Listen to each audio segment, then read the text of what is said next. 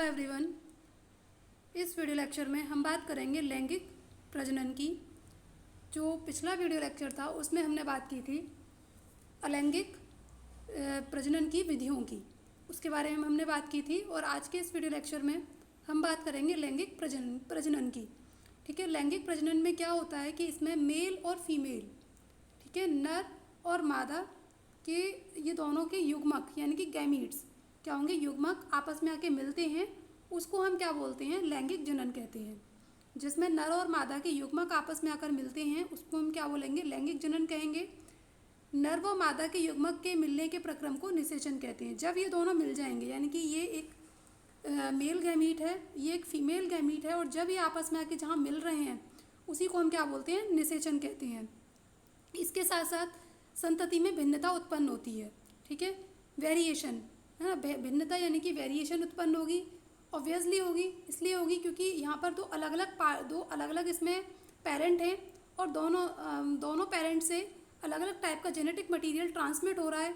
किसके अंदर हो रहा है, इस पर्टिकुलर ऑफ स्प्रिंग के अंदर हो रहा है। तो इसलिए यहाँ पर क्या होगी, भिन्नता यानी कि वेरिएशन यहाँ पर इसलिए दिखाई देंगे। ठीक है, अब नेक्स्ट इसमें आता है कि पुष्पी पौधों में लैंगिक जनन। पुष्पी पौधों में लैंगिक जनन कैसे होता है, फूल पौधों का जनन अंग है।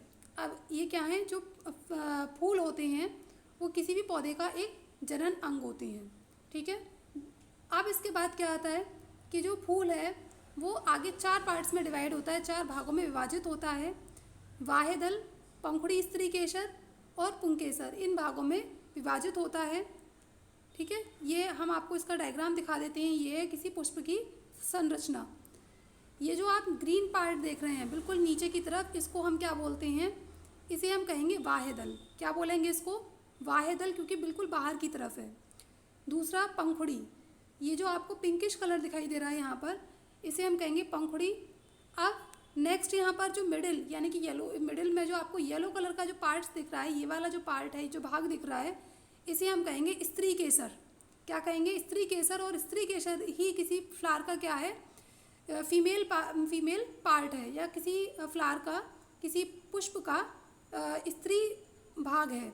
ठीक है, अब ये जो स्त्री भाग है यानी कि जो मादा भाग है, ये डिवाइडेड होता है किनमें, 3 पार्ट्स में विभाजित होता है, 3 भागों में विभाजित होता है।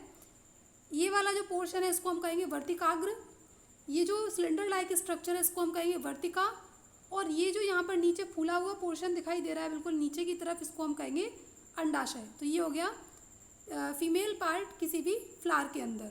ठीक, अब इसमें मेल पार्ट क्या होता है, यानी कि जो नर भाग है वो कौन सा होगा, ये वाले जो आपको ये जो स्ट्रक्चर दिखाई दे रहे हैं, जो इसको चारों तरफ से घेर के रखे हुए फीमेल पार्ट को, इसको हम कहते हैं पुंकेसर। पुंकेसर ये क्या होता है, किसी भी फ्लावर का क्या होता है, नर भाग होता है। और ये जो नर भाग है ये भी 2 भागों में विभाजित होता है, एक परागकोश और दूसरा तंतु। ये जो ऊपर आपको येलो कलर का पोर्शन दिख रहा है, ये पर्टिकुलर पोर्शन, इसे हम कहेंगे परागकोश। और यहाँ पर जो पतला सा हेयर लाइक स्ट्रक्चर आपको दिख रहा है, इसको हम क्या बोलेंगे, तंतु। और ये दोनों जब मिल जाते हैं तो क्या बना देते हैं, पुंकेसर को बनाते हैं। ठीक है, तो ये हो गई इसकी संरचना। अब हम बात करते हैं फूलों के प्रकार। फूल 2 प्रकार के होते हैं, एक तो होता है उभयलिंगी और दूसरा कैसा होता है, एक तो उभयलिंगी फूल होगा और दूसरा होगा इसमें एकलिंगी पुष्प।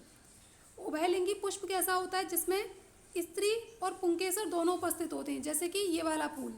ठीक है, इसमें आप देख रहे हैं कि नर और मादा दोनों भाग एक ही पुष्प के ऊपर हैं, तो इसको हम कहेंगे, इसको क्या बोलेंगे हम, उभयलिंगी फ्लावर।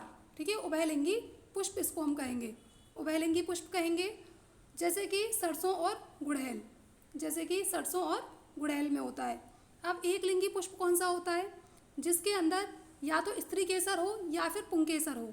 ठीक है, दोनों में से कोई एक हो, या तो मेल पार्ट हो या फिर फीमेल पार्ट हो किसी पुष्प के अंदर। ऐसे पुष्प को हम कहते हैं एकलिंगी पुष्प। एकलिंगी पुष्प कहते हैं जैसे कि पपीता और तरबूज। ठीक है, यानी कि या तो स्त्री केसर है या फिर पुंकेसर है। इन दोनों जननांगों में से कोई एक ही जननांग अगर किसी पुष्प के अंदर मिलता है तो ऐसे पुष्प को हम क्या बोलते हैं, एकलिंगी पुष्प कहते हैं, जैसे कि पपीता और तरबूज। अब हम बात करते हैं इसमें बीज निर्माण की प्रक्रिया। बीज निर्माण की प्रक्रिया कैसे होती है इसको हम यहाँ ऐसे समझाएंगे आपको, इस डायग्राम के थ्रू आप जल्दी समझ जाएंगे। अब क्या होता है बीज की, अगर कोई भी बीज निर्माण हो रहा है तो बीज निर्माण में सबसे पहले क्या होता है, हम इसको ऐसे समझाते हैं आपको। जैसे हमने बताया कि ये क्या है, पुंकेसर है। पुंकेसर क्या होता है, किसी भी पुष्प का नर भाग होता है, उसे हम कहते हैं पुंकेसर। और पुंकेसर भी 2 भागों में विभाजित होता है। ये ऊपर वाला जो भाग है इसको हम कहेंगे एंथर, और ये जो नीचे वाला भाग है इसको हम क्या कहते हैं, फिलामेंट। ठीक है, इसको हम फिलामेंट कहते हैं या तंतु कहते हैं। क्या बोलेंगे, इसको तंतु, और इसको कहेंगे हम एंथर। अब ये जो एंथर है इसके अंदर क्या बनते हैं, मेल पार्ट बनेगा। मेल पार्ट भी कौन सा, जिसे हम कहते हैं पॉलन ग्रेन।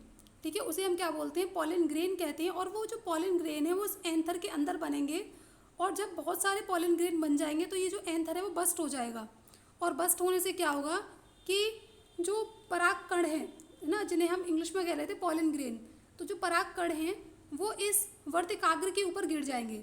वर्तिकाग्र क्या है, ये किसी भी पुष्प का स्त्री भाग है ना। हमने बताया था कि जो स्त्री केसर होता है वो 3 भागों में विभाजित होता है, वर्तिकाग्र, वर्तिका और अंडाशय, इनमें विभाजित होता है। तो सबसे जो इसका सबसे ऊपर वाला पोर्शन है जिसे हम कहते हैं वर्तिकाग्र, इसके ऊपर ये परागकण आकर गिर जाते हैं।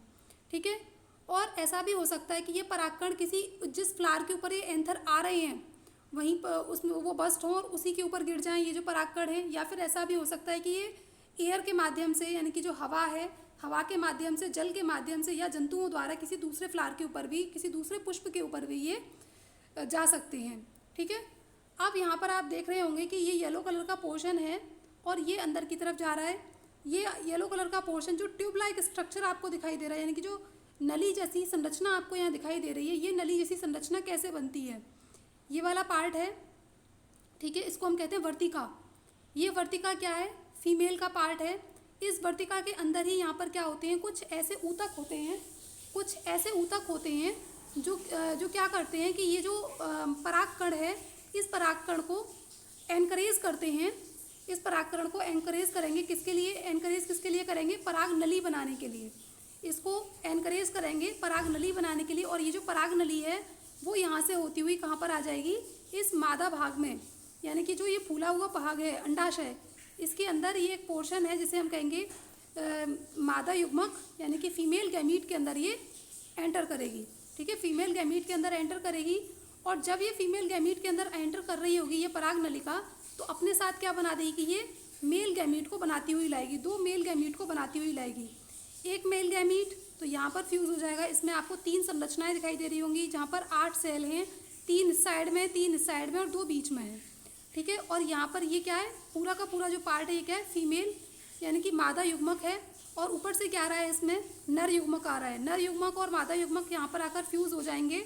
और फ्यूज़ होने के बाद ये जो अंडाशय है वो किस में बदल जाएगा, वो फल में बदल जाएगा, वो फल में बदल जाएगा, अंडाशय फल में बदल जाएगा।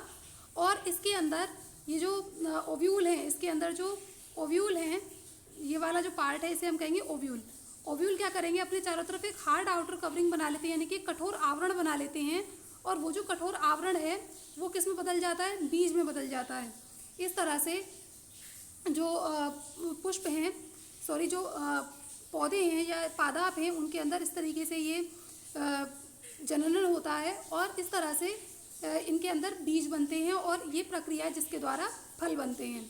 आई होप कि आपको ये वीडियो लेक्चर समझ में आया होगा, क्लियर हुआ होगा। और अगर ये आपको समझ में आया, क्लियर हुआ है, तो प्लीज़ हमारे चैनल को लाइक कीजिए, सब्सक्राइब कीजिए और ज़्यादा से ज़्यादा इस वीडियो को शेयर कीजिए। Thank you students.